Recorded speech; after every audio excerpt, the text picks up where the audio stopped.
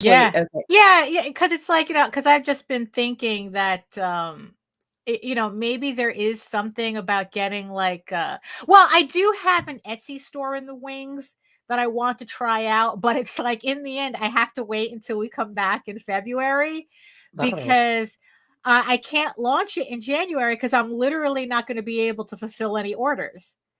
Oh, this You is know, true. This yeah, is true. so at least I wanna try out a different, like, kind of like storefront. It's like, yeah, it's like the Etsy takes a bigger chunk or whatnot, but, I don't know, it's like just to try something different. I mean, my Square store, like I said, if I get 1 order a year on that store, I'm lucky.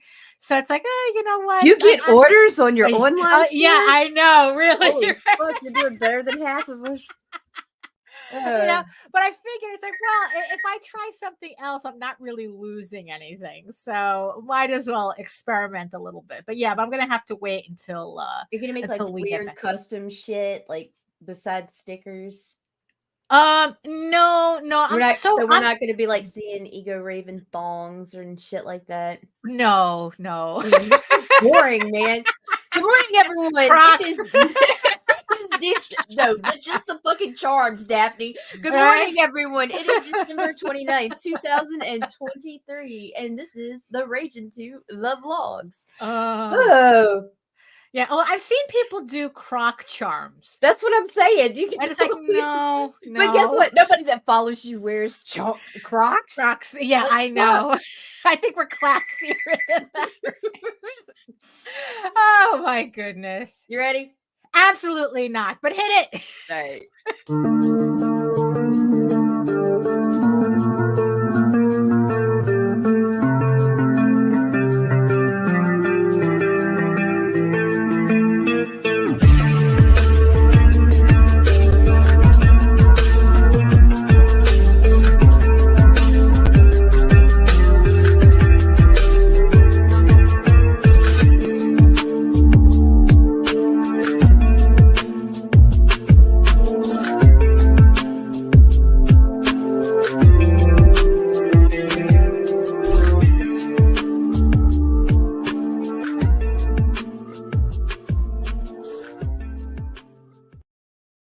Hey, we made it. Yeah, I don't know why I keep expecting like a commercial to come on after that intro. I just think that maybe like YouTube has me a bit trained. I don't know. Well, also because usually when we have a lot of Kickstarters running, we have Right. like the videos, the goddamn Oh, Kickstarter that's videos. true. That's true. The bumps We and haven't stuff. had, yeah, we don't have any Yeah. bumps right now. So it's Yeah, like, no, that's true. That's true. So yeah, but yeah, so I guess like YouTube kind of gave up the ghost on their whole blocking ad blockers. I guess they thought. Did you notice the fucking drop over the past 3 months in viewership on YouTube versus Facebook? No, I haven't. Holy shit, No. dude! We were going from about 100 views per Right. episode, dropped down to like 30 or Right. less even. Some Yeah. of that's because they fucked with me because they won't do the ads monetization. I know Right. it is. They could say that they don't do that shit. Lying Right. motherfuckers. Yeah, I Lying agree. I motherfuckers. think they're We'll lying. have like at the end of the show, it'll be like you had one live viewer, but yet we had like 5 Right. super chats. It's like, Yeah. okay, bitches. Right. Okay. Okay. Because before I was using Firefox, and I forgot the name of the ad blocker that I was using specifically, and it was working like a charm for a little bit. But for a little bit, also YouTube really tried to circumvent it. That I had to do this whole like private window Oh thing, my God. like incognito window, except for Firefox. I mean, I only watch porn incognito. yeah, God. it's like, anything to not watch a commercial. Right? And then I was on Chrome and I accidentally clicked YouTube again. And I noticed that the commercials were immediately skipping. So I guess Mm. the other ad blocker. Yeah, because I fell asleep to Murder Podcast last night. Yeah. And it never played a commercial the whole time. Holy shit. Okay. Right. So either the ad blockers have all up their game to block ads, to continue blocking ads on YouTube, because I swear to God, this was like a game of chicken. I think that it's like a lot of these ad blockers are like going, we dare you to do something about it. Yeah, because YouTube, I think they realized they fucked up. They fucked up. They went, I think like, a lot of people dropped their subscriptions, started viewing lives other places. Right. Like our audience jumped mostly from YouTube over to Facebook. All of our engagement was coming from Facebook. Yeah, I was watching. If I could watch a video on Facebook, I was doing that because you don't see ads on Facebook. Good morning, folks. We see y'all. Yeah, that's true. I got a little distracted. So who's joining us in the chat? All right, so we got in there because we got Plungecast, HR, hello, and Glenn in Munsterland. Hello. Good morning. Good morning. And yes, I see you, my beautiful eyeball people watching us from regions beyond. And if you're watching us from Facebook, and if you're watching us from Twitter, hey, we can read your comments. But we still, why don't you just come over to YouTube, join the sexy people in the chat. It's a lot more fun over here on YouTube because you know what? It's like Facebook and Twitter are sus. Especially Twitter. So come on over to YouTube, join the sexy people in the chat and make sure you like, share, subscribe, and hit the notification bell so that you get notified whenever our shows go live. And yes, I guess, because Afraid wasn't in the chat, I almost forgot that I had an intro. So hello, everyone. My name is Daphne Lage, and I'm a comic book artist. I'm a cartoonist, illustrator, and a comic book artist from New York. Just because it's the last show of the year, right? Why do anything correctly? I've been self-publishing comics since in 1992, and you know what that means. Emotional damage. Oh boy, did we have a lot of that this year. And I am known for the furry fantasy adventure Tall Tales, which returns to Kickstarter in 2024. Not even a week away, almost a week away. Gross. 2024.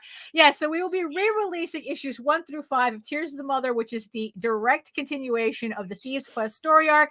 And also, joining it will be the brand new release of issue 6 of this 8-issue limited series. It's nice to be back on this. I'm going to try to, it's like, I'd like to finally finish this one as well for 2024. So, and I am known for my medieval fantasy drama, Eagle Raven, Heir of the First Unicorn, which launches February 2024. So make sure you check out the links in the show notes so that you click on the notify me button on the pre-launch so that you get notified when the campaign goes live. Issue 8 out of this 15-issue story arc. So we're almost there. There. Jesus Christ. We're over halfway, Daphne. Yeah. Holy shit. Really? I'm surprised. Bro, I feel like I'm so proud of you. Because like when all this dumb shit started, and by dumb shit I mean comics. Right. Like, when I got involved in all this dumb shit, like it was like volume 1. It was like issue 1. Issue 1, and it was like little tiny baby Daphne. Yeah, exactly. It's like and now you're like a Kickstarter fucking queen. Oh well, I wouldn't go that far. But yes, issue 8. Issue 8 of Eagle Raven, Heir of the First Unicorn, coming February in 2024.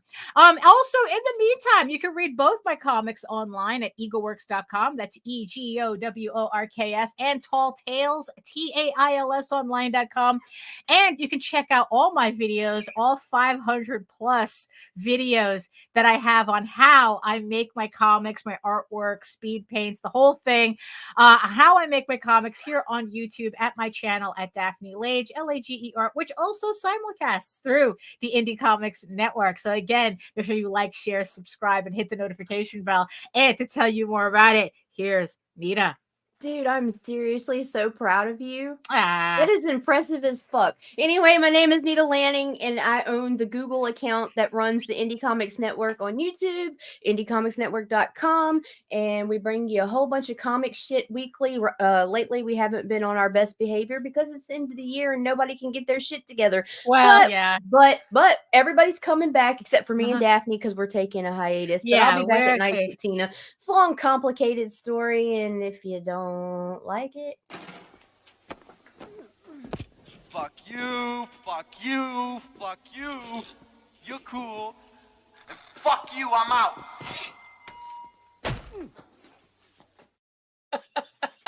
boom. This is what happens when her kids find the clips.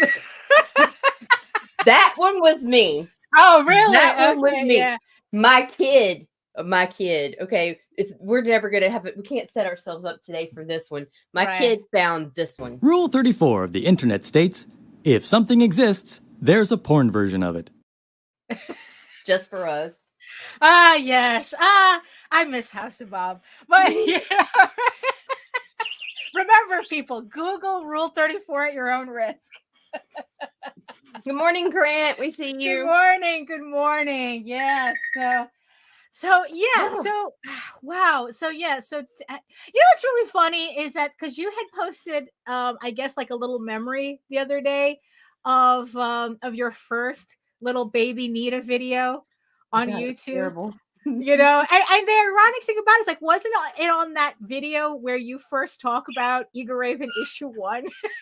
Yep. So the very first promotional campaign I ever ran was or played with was Ego Raven. That was the very first book I ever promoted. The very first year. I mean, it all comes together. I mean, it really does. It's crazy, and here we are now. Like, damn, dude. Yeah, exactly.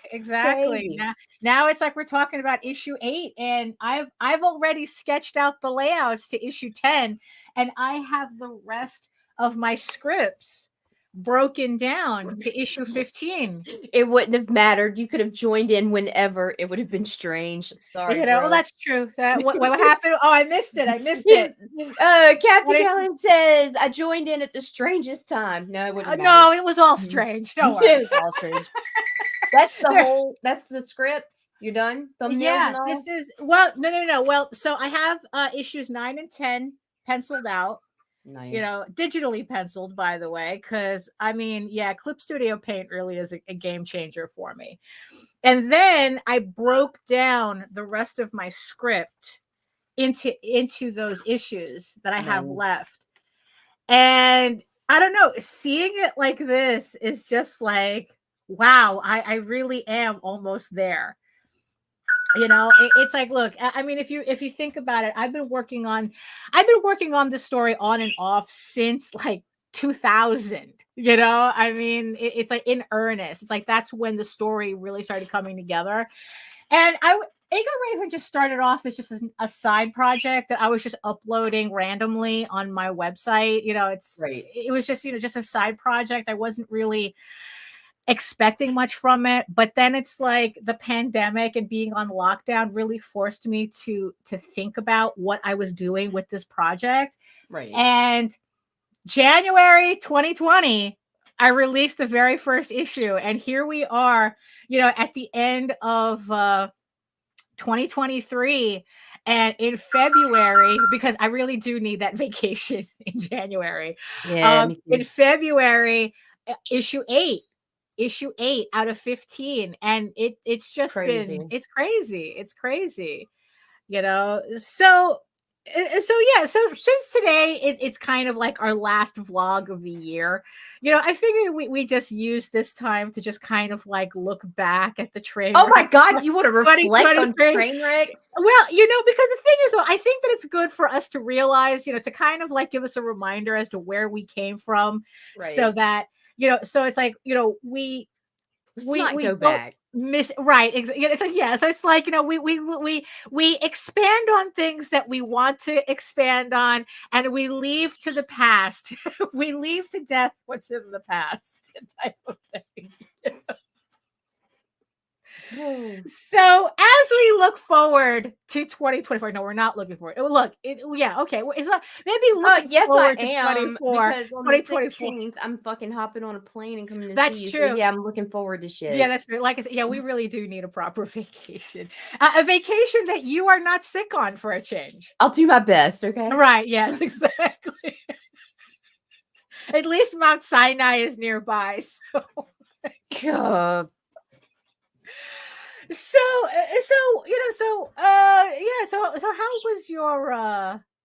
how was your 2023? And when you look back, it's like, so and a lot happened. Right. 2023. 2023 was one of Right. the worst and one of the better years of my life at the same time. Right. Because it started out with, okay, so 2022, like a lot of people, like 2022 started out as complete shit.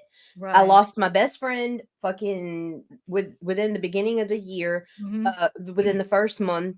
Like the trying to scramble to get the network together and running, and what to call it and how to brand it and how to change everything up. Like, I mean, like, it was crazy. And I don't want to say I did it alone, because Daphne Right. was like 100% there for me. Like, I mean, but just the shift, and I had to go through a self-destructive phase. So 2022, I spent breaking myself down. Mhm. 2023, I spent building myself, picking myself back up, and like, That's okay, what it felt like. Yeah, that's what it felt like. yeah, it was like, Uh-huh. okay, yeah, the tears aren't falling every day anymore.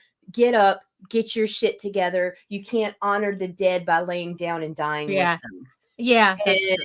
But 2023 had plans too that they wanted to throw monkey wrenches in, which means my husband ended up in the hospital for 3 months, fucking off work, unpaid, because we didn't have disability. We worried about losing everything. We did not, because we have great friends who kept us afloat. Yeah. He ended up getting diagnosed with some crazy ass fucking disease. Right, It's like yeah. a 1 in a million thing that is Literally. usually considered like a death sentence. Like, most people that get this disease, by the time they're diagnosed with it, it's too late. And it was by chance the x-ray technician took an x-ray that was higher up than it was supposed to be, and they saw something on the x-ray that raised suspicions. It's the earliest this disease has ever been caught and diagnosed, and he is set on track to be the first long-term survivor. Like, He's he in is he's going in down in Hebrews. medical books. Yes, Yeah, he is really. No, doing- yeah. But the stress of being in the hospital and worrying about trying to balance work while everything was falling apart again. Yeah. Like, I couldn't take it, and my brain decided to short circuit, and I had a little mini stroke, and that was bullshit, and it sucked ass. And Right. I was worried I was going to have a permanent speech impediment, which was really not a good thing when your job pays you to speak up and talk about things. Right. Yeah. But that it cleared up for the most part. Like, sometimes I'll get stuck on a word, and I'll just Right. change the word. Now I've programmed myself to just skip it. Don't sit there and stutter over it. Just move on.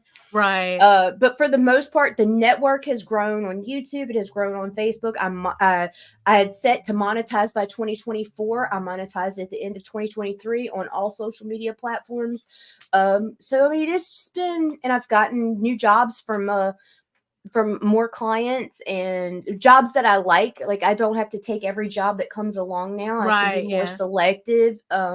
It's just so 2023 was a shitstorm, but there were beautiful rainbows within this shitstorm. Well, yeah. I mean, it's like, what is it? It's like you have to go through the dark to appreciate the light, type of thing. Right. You know, as cliche as that sounds, it is. But true. It's true. It's true. It's very true. Yeah. People only, people, I mean, of course, they only want the good things to happen, but it's like, how do you really know they're good if you don't have that basis of comparison, Right. And that's why you end up with people bugging out. Right. It's like, I mean, it's like, no, luckily, from what I can remember of this past year, you have to block some of that shit out. I mean, it's like, yeah, it's like, but pretty much it's like, the year has been, I mean, it's been busy. It's been really busy. It was a very busy year. There were 300 plus Kickstarters running at one point at the same time. That's true. Yeah. And it's like, and it's very easy to kind of get lost as to what, like, because it always feels like I never do them enough, right? But it's like, look, at least, it's like, look, yeah, definitely. It always feels like I never do enough. But which is why sometimes I have to look back again, what did I actually accomplish this year? But you were nonstop. You just don't realize it. That's it's like I remember me every year. Yes, exactly. It's like I remember burning out. Yes, you did. Yeah, I remember burning out. So at least that was a sign that I was doing, a lot of work. But so I just decided to kind of lay it out, to kind of give me an actual physical thing to look at. So it's like, oh wow, I really did kind of accomplish a lot. So so we started the year off with the trade paperback to Tall Tales to Peacekeepers. So January 2023. We did technically this was a re-release. We did release a collected version before, but this is kind of a remastered version. I redid the cover. I wanted it to match the new version of Thieves Quest that we were doing, because I wanted all the books to kind of line up. So we did a remastered version of it. I re-inked and recolored the cover.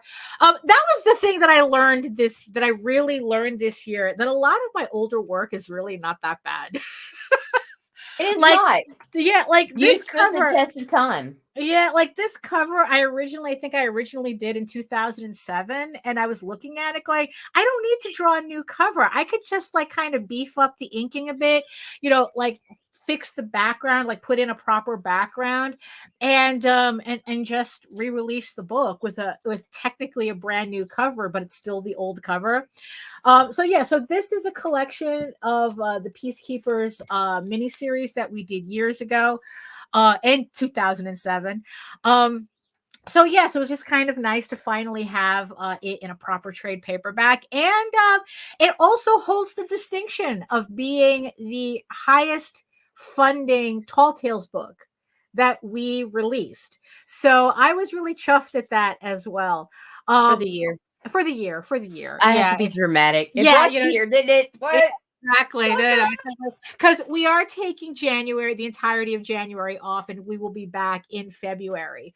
Coincidentally, I think that first show we're going to be back on February is going to be the launch party for Eager Raven issue 8. So it all comes together, right? So speaking of Eager Raven, the next book that I released on Kickstarter was Eager Raven issue 6. And this was also a personal milestone, because this was the first brand new issue that I've done for the series. Up until issue 5, I've had those books laid out for literally a decade. That's how kind of on and off I was working on the book, because it was just I didn't know what to do with it, but I finally got to a point where this was the first brand new book.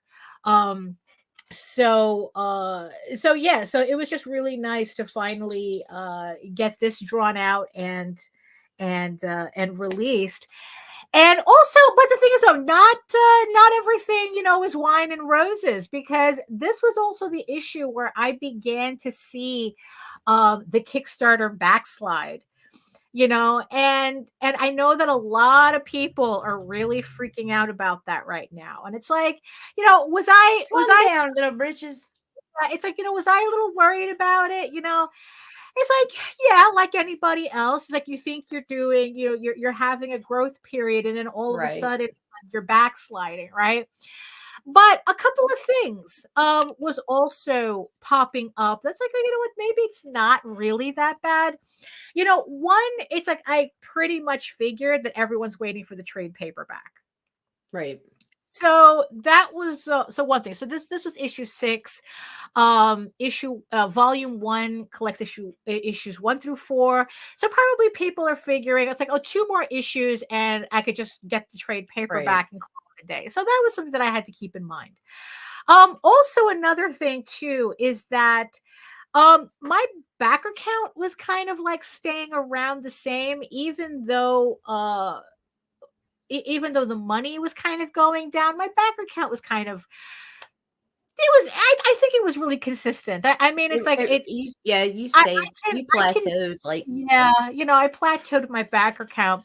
But what I was seeing is that people were buying more PDFs. right. That this, I began to see a growth in PDF sales on my campaigns rather than physical Because sales. we broke. Right, exactly. But the thing is, though, it's like, as long as you're buying something and you're reading it, in the end, that's the point of why I do this. So whether you buy a physical copy or a PDF, as long as you're reading it, that's really what I want you to do. Right. So in the end, it's like, it's just something to keep in mind. I had to start keeping in mind, right? So the next book, the next book that I released was Tall Tales, or So I Thought. So this is a one shot that we originally did. Again, this one was released originally in 2007. And even back then, it was originally supposed to be in full color, but I don't know why we thought we could do it in full color back then, because the print on demand technology wasn't really there. But this time around, we decided to go ahead and re-release this in full color. And what that allowed me to do is it allowed me to re-letter it. I did re-letter it. Did all the coloring, and again, it's like I found that the cover really still worked. Right. All I had to do was just beef up the inking, tweak it a bit, recolor it, and this is the line art. This is pretty much the artwork from 2007, and it's just like, once it was done, it's like, oh, you'd never know, you think I drew it yesterday. So I was really happy with that. Now, again, it's like, in the backsliding department, this turned out to be I guess the slowest of the Tall Tales books. It did okay on Kickstarter. I guess it's safe for me to say that this was our worst performing Tall Tales book. But again, we've had this book out since 2007. We've been selling this book since 2007, and we've also had released this on Kickstarter previously, albeit in black and white. So I guess that there just comes a point where people say, like, you know what, I have enough versions of this. I guess a lot of people skipped out on it. Although I did notice an uptick on following campaigns of people picking this up. Right. So it's just like, again, PDFs did well. So in the end, it wasn't really that much of something for me to anguish over. I mean, yeah, it does get frustrating. Yeah, I did. It does get frustrating, to see, your numbers kind of go down, because you can't help but take it personally, right? But in the end, the thing is, though, you again, I know, because I'll lord over. Remember when I used to lord over the sub count? I'd be like watching it every fucking day. Somebody drop off, and I would take that shit so personal. Oh yeah. Like, what I do, motherfucker? Right. Yeah. So it's the same thing here. It's like, oh, why aren't people buying it? And this, but there's always a reason, right? And it's like, and in the end, you have to appreciate the people who did buy the book, whether it be a PDF or physical, and it's like, you know what? People bought it. It's not like I lost, like, I don't know, like there's some campaigns that lost 75% of their audience. Right. And never underestimate the power of a PDF, because not only are you supporting the creator, that's a more affordable route for those that back frequently, but also it's brilliant for the creator. It's 100% profit. Like these guys right now, some of them, well, I don't want to have PDFs anymore, blah, blah, blah. Man, stop it. You sound stupid. Yeah, exactly. It's like, look, PDF is just another product. And it's like, look, you know what? In the end, especially if anything, this campaign proved to me is how some printers it is expensive to print books, even on print on demand. Yes. And it's like, you know what? I would have much preferred to have sent out PDFs than get these physical copies printed sometimes, because the cost of printing kind of went like this. Yeah, and then during you don't have actually the cost more of like printing, this. You don't have the cost of shipping. Right. So yeah. Yeah. I just can't get over some of these dudes. Yeah, I know. It's like, because they think, because what it is that they think that, if the PDFs weren't there, people would buy the physical copies. And it's like, no, that's not how that works. They won't. They The won't. conversion will be minuscule. Yeah, exactly. And if you don't offer up PDFs, not only do you lose the income from the PDFs, but you're not gaining that back in physical sales anyway. I mean, because the way I look at it is that the people who want physical, they're buying the physical. They're there already. They're there already. The few that you could force convert are going to be. They're not. You can't force conversion. That's the thing. You also, if you're multiple issues in, you're running a risk of fucking excluding potential new backers that would return because they wanted a sample of your shit before they invested more money in you. Right, exactly. Especially because also you need PDFs. Yeah, and yes, PlungeCast, absolutely. Yes. Because it's like that was also the thing that we were seeing this year. One of the trends is people being a lot. I don't know, picky and fussy are not two words that I really mean for it. Whiny bitches is what PlungeCast says, says people still get to read it and may like it and come back to the physical. It's all about cost. Absolutely. If someone is buying a PDF, it's because they don't want to buy the physical. It's already there. It's like they're already telling you they don't want to buy a physical copy for whatever reason. They'd rather have the PDF. And you have to respect that. Right. Like I said, I would rather they buy a PDF and me not have to send out anything except an email link and have them read the book than have them not buy a copy at all. Because I don't know, I'm being too precious with it. It's also they think that it's going to put so let's be real here. The real number that matters on Kickstarter is the number that seems to be overlooked the most, and that is your fucking backer count. If you're not growing your fan base, if you're only growing your fucking by fiscal fucking amount or whatever, that is not your focus. And with the PDFs, you can make a shit less and actually profit more. But these guys are so worried about being the guy. Oh, I hit 5 figures. Yeah. Nobody fucking cares. Because congratulations, whatever. But you want to impress me? Hit those triple fucking backer digits. Because it's grow. Yeah, because it's like, look, we've seen it. It's very easy to job the amount of money you make on a Kickstarter. It's a great. Technically speaking, I think you make more profit via digital copies. Of course.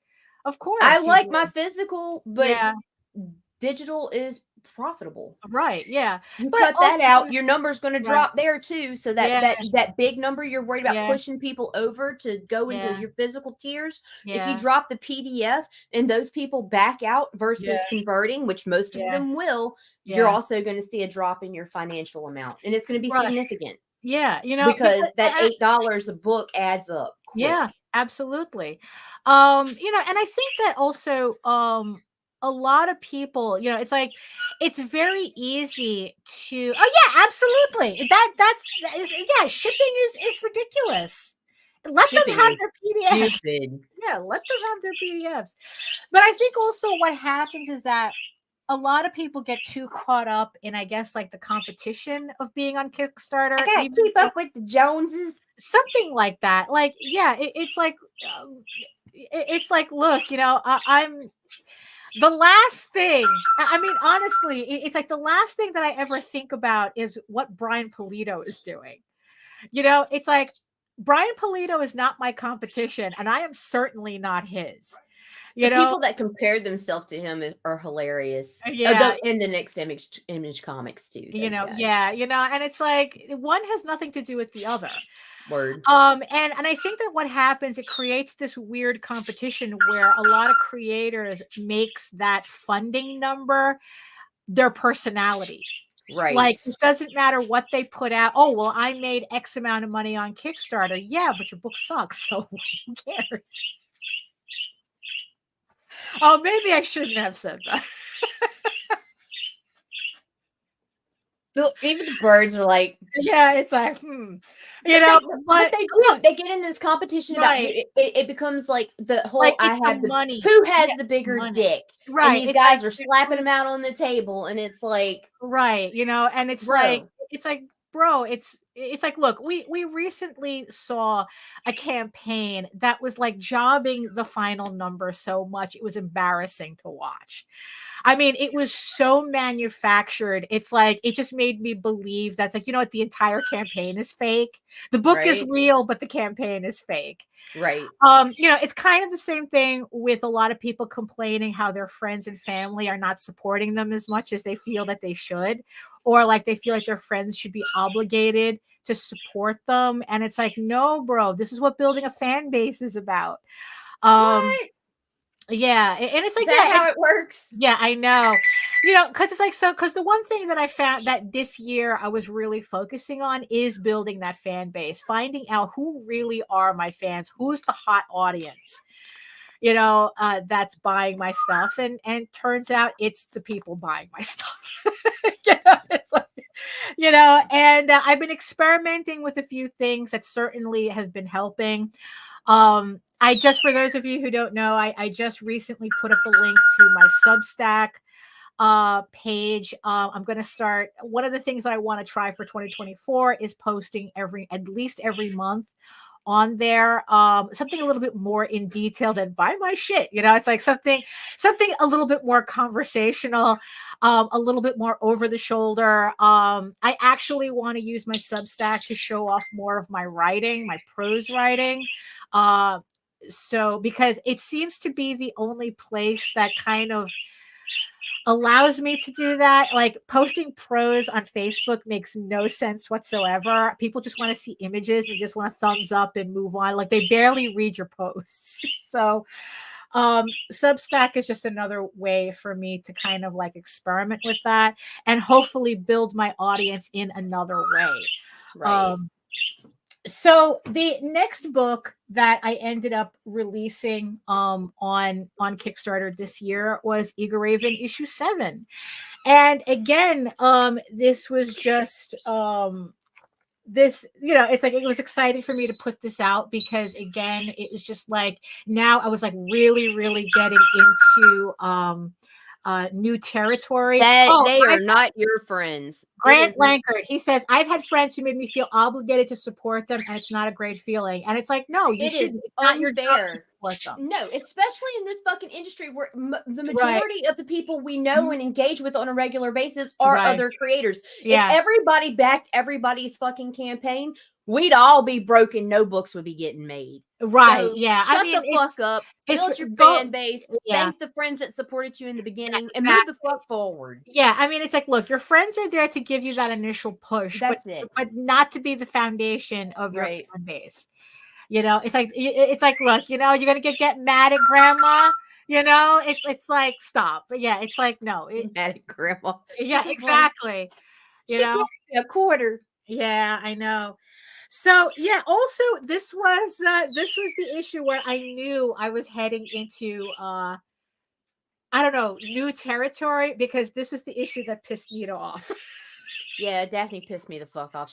I'm still mad. This is the issue that pissed Nita off when I showed her the preview of when I finished lettering it. It's like, oh, you want to take a look at this? And I've ruined her day since. Oh my God. Grant says, I do wish my mom would stop telling people she doesn't like my comments. Look, you can't count on everybody. It's like, that's just the reality. Oh my God. That's fucking hilarious. Yeah. So because of the reaction that Nita had, I knew I hit a milestone. Actually, the incident itself was a milestone. So that was kind of interesting to get across. It's like also the fact that I broke the bear successfully. Yeah, it means that my story is doing what it's supposed to.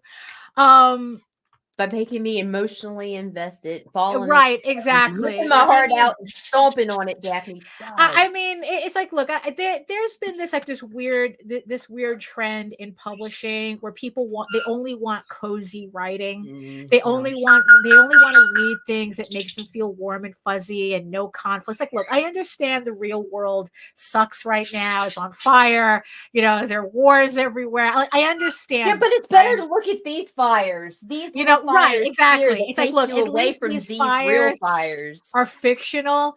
And it's like, look, I still want the taste of conflict because that's where the story is. That's where that's where characters are made. So it's not, because a lot of people, would make the argument saying, oh, you're manipulating me. And it's like, no, that's how a story works. That's no, it's like, no, Pixar manipulates you. Where they give you the fucking formula that's like, oh, like audience cries at this point, type of thing.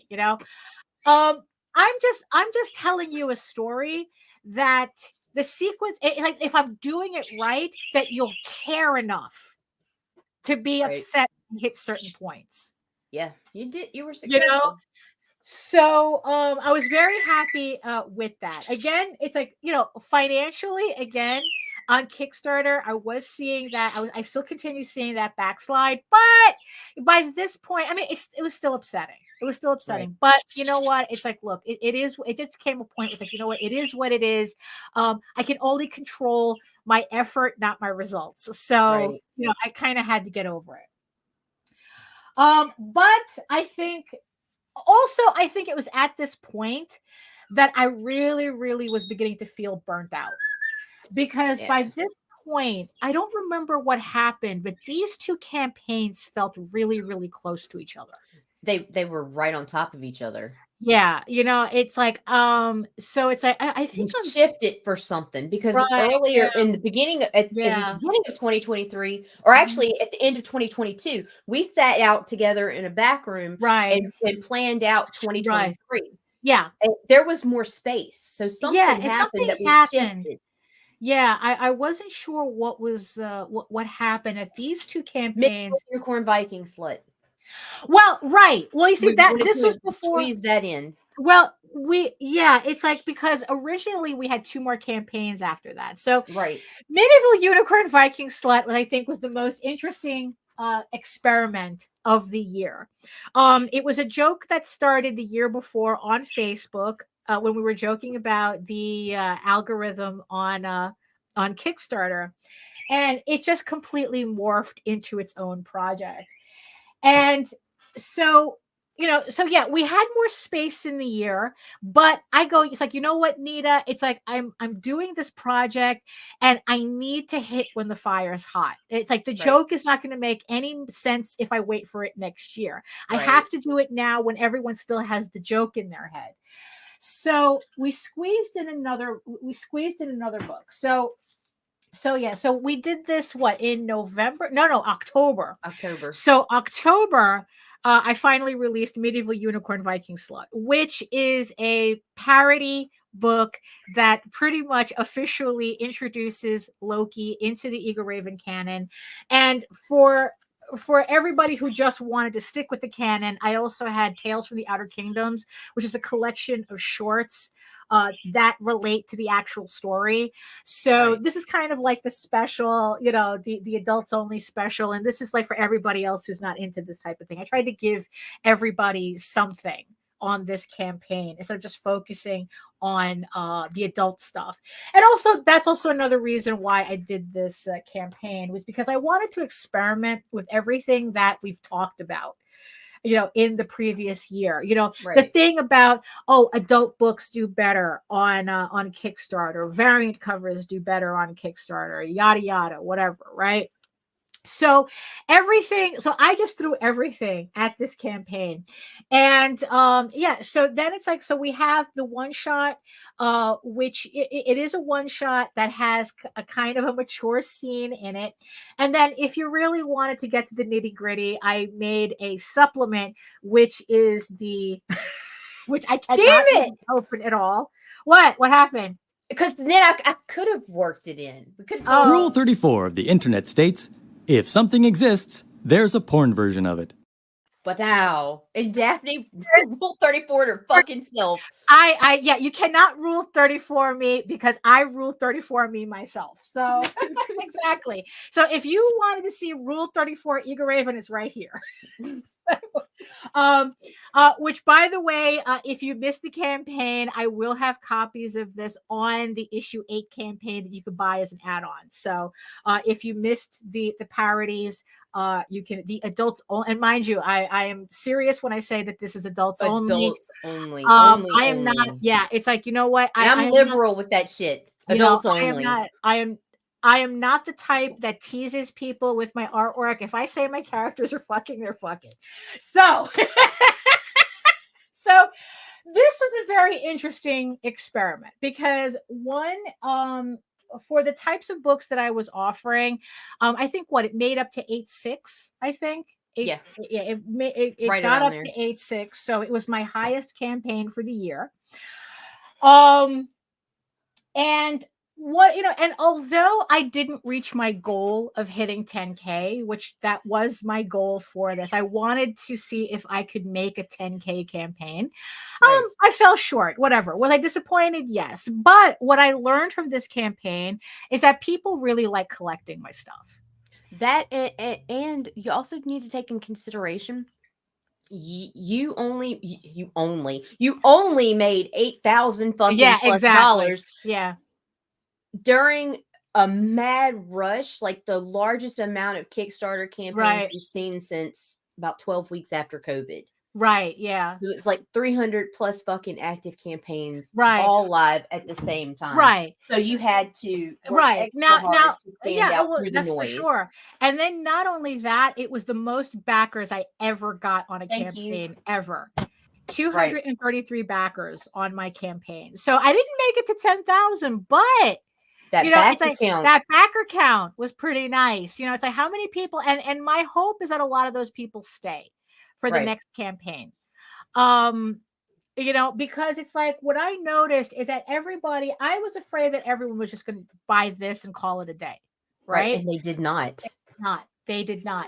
I was too. It completely shocked me. Bought all 3 books, and because nobody wanted to feel dirty. Well, like I can't just buy the porns. So I made it easy. I made it easy for them. It's like look, no shame here. I'm the one that drew it. So most people bought all 3 books in both PDF and physical. Right. PDFs and physical were neck and neck. They were literally like 50% of my campaign was physical and the other half was digital, which, that's why I don't understand anybody who would say, it's like, oh, I'm not going to offer up PDFs. It's like, I don't either. I don't get that. It was literally half the campaign. That's madness. And not only that, when it came to, I made a lot of good variant covers on this. Actually, all of my variant covers were pretty good on this one. And what surprised me as well is that people who bought the variant covers bought all of them. Yeah. Yeah. Yeah. So people bought all of the variant covers too. I didn't have like one sell like significantly more than the other. Right. People wanted all of my books. So it was a very interesting. I mean, I think it's like, if I based my personality on a $10,000 campaign, I'd still be disappointed. But now it's like, okay, you know what? What did I learn from this? Right. That people want my book. Right. That people buy my book because they want my shit. And it's like I said, it's not like the porn supplement, did gangbusters. It did equally along with everything else. So, so I learned that. The hope is that a lot of those backers, 233 backers, stay for the rest of the series. Right. But here's also the thing that I learned too. It also taught me that I really needed to just concentrate on the main series. Right. This was a fun side quest. I don't regret making these books at all. It was I really did enjoyed have it. making these books. So I don't regret it at all. Um, but the thing is though, is there a possibility for a second round at this? Yes, I actually have a story outlined for it, but it's going to wait until after I finish the 15 issues. Right. It's just that, you know what, that was also the thing that I really, really learned, especially also watching other people completely freak out. Because of, I guess whatever trends are changing on Kickstarter. And it's like, you know what? No, the theme for 2024, going into 2024, is hyper focus. That's it. It really is. It's like, you know what? Honestly, it's like by the time 2025 comes around, I want all of these issues penciled out. I want all of this done. I want the entire series completed in pencil form, so that all I have to do is just circle back and just start inking and coloring. Yes. That's really my goal for this. Also, it's like, it also includes, because we're going to be releasing Tall Tales as well. That's also part of my goal, to get the 2 books left for that series, that mini series, also have those penciled out. So pretty much my goal for 2024 is to get all my outstanding issues penciled out, and lettered, because that's also what I'm doing at the same time. I'm penciling and lettering at the same time, which I found really helpful, because it gives me the opportunity to change panels or dialogue depending on how it's laying out, because I have them both together. Right. So in the end, it's like, that's what this campaign taught me. Focus. I have to focus. And then it's like, after so after I have all that sketching done, then I can see, I was like, okay, like, what else? Okay, now I can start playing. See, you have to learn how to say no to yourself in 2024. I have to learn how to stand firmer and say no stronger to other people. Yeah. Yeah. I mean, life goals. Life goals. Yeah, I know. Because I think that it's more important for me to finish these books than anything else, honestly. It's like, am I, because look, it's like it's like I always mention the Stoics. It's like, you have no control over results, only your effort. So you know what? That's where I'm going to put my effort in my efforts. Right. Will I ever have a $10,000 campaign? I don't know. And you know what? It's like, as long as I finish my book, who cares? It's like, honestly, in the end, the important thing for me is to have a complete book, have a complete series, to have Tall Tales, Tears of the Mother complete, to have Eagle Raven, Heir of the First Unicorn complete. Those are my goals. That's what's important. If any of them make 10 grand, great. If they don't, doesn't matter. That's not my goal anyway. So that's what I'm focusing on for 2024. Also, the other thing too is that what I'm also focusing on in 2024 too is definitely a lot more writing in terms of novels. I've been doing that a lot this year, but the closer I get to finishing everything, the more I want to do more prose work as well, especially since I'm doing a novelization of Heir of the First Unicorn comic book series. And right now I'm at the butt end of finishing the novelization for issue 4. And and I'm just having a lot of fun with it, because it really does allow me to expand on scenes that are in the comic and add in new scenes that I could never put in the comic. They don't make sense as vignettes and they don't make sense in the comic, but in a novel, it just really adds to the world, and adds to the characters. You know, and I'm really, really happy with how it's coming out, and I really want to do more of that for next year. I really, you know, it's like I'm just finally figuring out, you know, the butt end of doing an EPUB. So on the next campaign, so on issue 8, what I want to do, I think I'm pretty sure this is how I'm going to do it, because I wasn't sure how I was going to start releasing these chapters. I think what it is, because Jaden's working on a cover for me for the first chapter, the first prose chapter. And I think what I'm going to do is I'm going to offer it as a stretch goal on the next campaign. There you go. So, so if you want to, so it's like, yeah, so that way everybody gets a copy of, they'll be able to get it as a PDF, and they'll be able to get it as an EPUB. So I'll get to experiment with those formats. And also the thing is that I want to do, I keep talking about the audiobook, right? And I'm always getting like certain points of it. Yes, Plungecast, you can really flesh out the story more in a novella in prose. Yeah, and that's, and I'm loving it. I'm loving it. You know, I keep talking about the audiobook. I've yet to release an audiobook. I've been talking about the audiobooks for several years now, but it's because I think I figured out how I'm going to do the audiobooks. So what I want to do for this first chapter, do an audiobook that gets released on YouTube. So you'll be able to listen to it. So it's nothing I have to distribute. You want the audio. So I said, you're going to get a PDF, you're going to get an EPUB. And then if you want to hear the audiobook, you just go to YouTube and you could hear it there. You know, me read as read by the author, you know?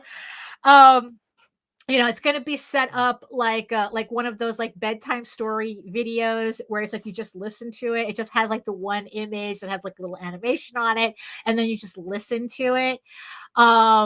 You know, so I think that's just gonna be a fun thing to offer up. So that's also what I want to do. I want to make sure I kind of like, but definitely next year, sketching out all of the issues that I'm missing to finish the story, and then doing the audiobooks, and then doing the prose versions, and then doing the audiobooks. That's kind of what I'm seeing myself for 2024. You know, and stop, you know, and it's like trying not to freak out over things, you know, staying out of drama. If it's not about me, it doesn't affect me, you know. It's like I don't give a shit, you know. It's like it's like, and you know what, it's like, honestly, I think a lot of you should take that into consideration as well, because honestly, it's like, you know, I mean, really, it's like, if someone does an ugly cover, who cares? Show us on the chart where the ugly cover from Marvel touched you. You know, I mean, it's like, let's leave that in the past. You know, I mean, who cares? You know, it's like, because you know what, those companies don't care, neither should you. So, you know, if it doesn't affect you, if it's not affecting you, you know, it's like, you know what, and look, and it's like, yeah, it's like, I think we need less drama for 2024. Concentrate on your work, less drama. Be so busy with what you have to do, you don't have time for drama. I you know, it's like, honestly, I think that might be a good goal for a lot of people, you know. I agree. Yeah. You know, be like, you know, as Marcus Aurelius says, mind your fucking business.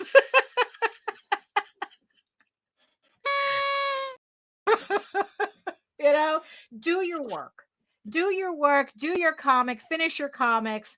You know, it's like, how it comes, it will come, you know, and it's like, the results, it's like, look, as long as you're putting out the best story and the best work that you can put out, that's what you need to focus on for 2024. Because I know that's my goal for 2024. Less burnout, more work, but less burnout. How about you, Nita? What's kind of the one thing you're going into 2024?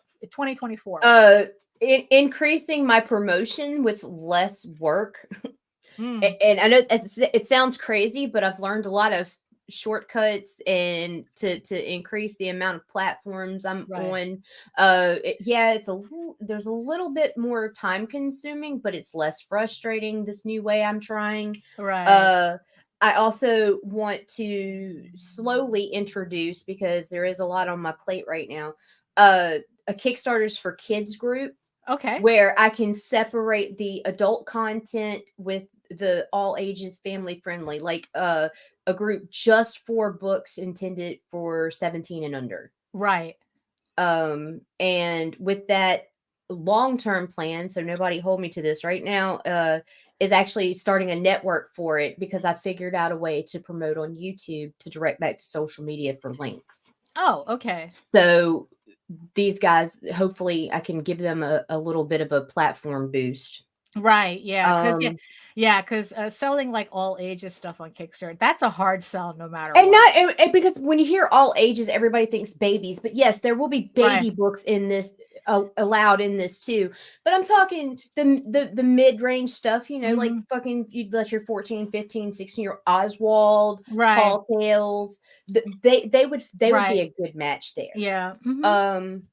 Just something to where a parent can browse with their kid if they wanted to, and it's a safe place, be it YouTube or Facebook, where they can get into the independent comics too, because a large part is everybody's complaint is we're not reaching the younger kids. Well, a lot of these platforms, specifically YouTube, make that really hard for anybody to do it anyway, because of the clauses in marketing to children. Right. Yeah. It's. I think it's. Oh, is it COPA? The COPA laws. I figured out ways to where that can safely be shifted over if the child's interested enough. Because everybody keeps saying, "Oh, well, the kids don't have the wallets." No, the kids don't have the wallets. But let me tell you something: parents will do anything they can for their kids.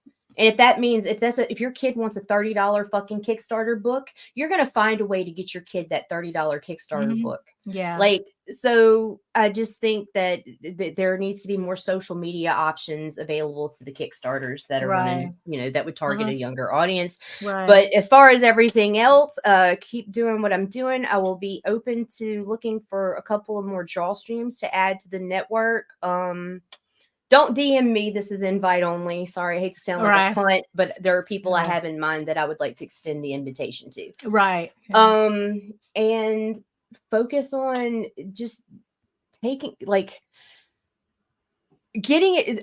taking Wednesdays and Sundays off, because I always say I'm going to take off Wednesdays and Sundays. And just that is I do technically I'm off. I don't go and do the mass promotion or whatever, but I've still found myself working. I need to get it to where any side jobs like edits and business, all the business stuff is settled, and I just don't touch anything. Wednesdays and Sundays is self-care and kids and whatever. Right. Yeah. So that's about it. Yeah. Because that's because it's like when I burn out, I just burn out. It's like when you burn out, you have a stroke. So we want to avoid that. Yes. We don't want to do that. I don't plan on stroking out this year. Yeah, no, that's good. Yeah, so no strokes in 2024. Yeah. Oh my goodness. So that's pretty much it. For those of you who are just watching us right now, who are just catching it right now, this is our last vlog of the year. We will return in February because we're taking the entirety of January off, which also means that I am also not doing any live streams in January as well.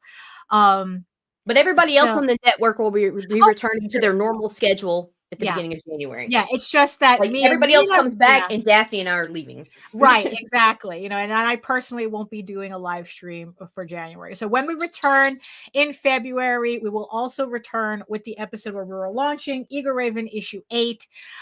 So that's that's pretty exciting. Yeah. So yes, Eagle Raven issue 8. So the link is in the show notes below. So make sure you hit the notify me button so you get notified when the campaign goes live. So any final thoughts, Nita? I'm good. Yeah, no, you know what? Me too. I'm really looking forward to this vacation, to tell you the truth. I think I think it's a good way for us to kind of clear our heads and just kind of because the streams I plan on doing while you're away are just bullshit. I swear, Tina and I got some stupid shit planned. Like we got the extra spicy noodles. We bought the 1-Up Oh sour no, challenge. it's like We bought the death nut challenge. Yeah, we're just gonna get online and kill ourselves, like, basically. okay. Like, And then, well, hopefully not so much that I'll still see you in Miami. So yeah, I'll be there. Yeah. I'll be there. I'm not gonna miss that walk on the beach, holding your hand, drinking right, pina coladas.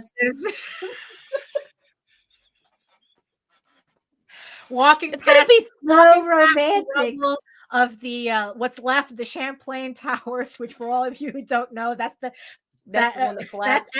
that's the one that collapses. Actually, I think like around like 10 blocks near where we're gonna be. So Hey, Bess. Avis, Miami landmarks. Right. We're gonna be eating food and watching movies. Yeah, pretty much. And you're gonna read to me. Yes, we're gonna edit some books while we're there. So should be fun. God damn it! I thought it was a vacation. Yeah, I know, right? Tricked So me. I'm always working. So thank you so much, everybody, for joining us today. If you want to know more about me and my artwork and my and everything else, that's all my campaigns and stuff that's coming up, you can head on over to my main portfolio site at egoworks.com, EGOWORKS, where you can find links to all of my galleries and social media sites, but I mostly post to Facebook. If you are interested in seeing sketches and current work in progress updates. And you can also find me on YouTube at my channel, Daphne Lage Art, where I usually hold my semi-weekly live streams. But like I said, I'm going to be taking the rest of this month in January. Well, there's nothing really much for December, so definitely I'm taking January off. So I will be back in February as well with my semi-weekly art live streams Wednesdays at 4 p.m. Eastern. And remember, you can read Ego Raven, Heir of the First Unicorn, for free, uploading every day, Monday through Friday. Catch up with the story before the issue 8 campaign goes live in February. But if you prefer your fantasy to be more of a furry Lord of the Rings adventure, you can follow the link over to Tall Tales, TAILS online.com. And not only can you read the first 20 issues of Tall Tales for free, but you can catch up on the latest story arc, Tears of the Mother, which is also currently uploading Monday through Friday as well. And again, will return to Kickstarter at a yet to be determined date in 2024 with the re-release of issues 1 through 5 and the brand new issue 6. So thank you again, everybody, for joining us. Thank you for all your support that you've shown us in 2023. We hope to see more of that in 2024, where not only do you support us, but we also return the favor with our brand of nonsense that you all seem to enjoy so much. So thank you so much for that. And so that's it for us. And in the words of the ancients, eat your food, moisturize, mind your business, and do the work. Because when you actually do the work, you never have to fake any of your accomplishments. Oh, and by the way, thank you everybody in the chat for joining us. Thank you, my beautiful eyeball people, for joining us. Everybody have a safe and happy new year. And we'll see you next year. So thanks again, and bye. Later. Well, then get your shit together. Get it all together and put it in a backpack. All your shit, so it's together. And if you gotta take it somewhere, take it somewhere, Take it to the shit store and sell it. Or put it in a shit museum. I don't care what you do. You just gotta get it together. Get your shit together.